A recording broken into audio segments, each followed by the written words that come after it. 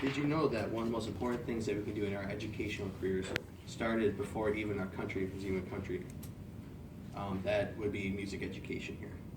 So music's everywhere, and I bet most of you forced or you wanted to had to take a music education class during middle school or high school. For me, I like to do it. So I was actually in band for 8 years, and while I was there for a different class, I actually did a little bit of research on the history of it here in the U.S. and why we had to do it. So I actually started, before the country was a country in 1717, and it continued to gain momentum from there on. So again, it started early, and in the mid 20th century, that's kind of when it caught on and became what we know it as today. So first, I'll start how it became a thing. So it started before our country, became a country in 1767.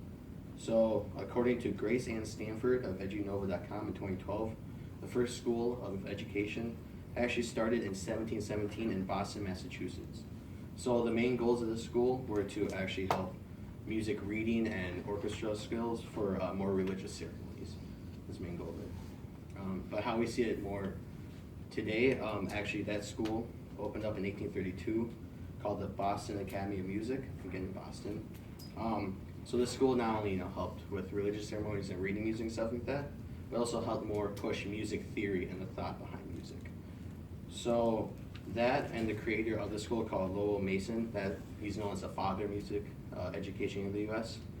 That's what pushed music education further along in the U.S. and became more what we know today. But how we see it and how it became so widespread actually began more in the 20th century. So according to Margaret A. Nash in 2013 paper, it gained popularity because of a broad national impulse of refinement and patriotism, concerns regarding health, competition, and educators' emphasis on mental discipline.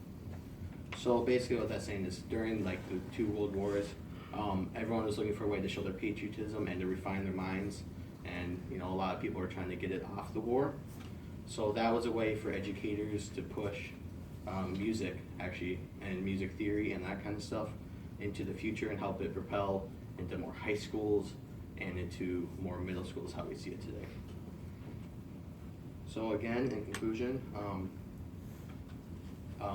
music education in this country started before the country even became a country, and it only gained popularity from there. So again, it started in 1717 with first music education school, and only gained momentum from there on into the 20th century, where it began to see how we see it today.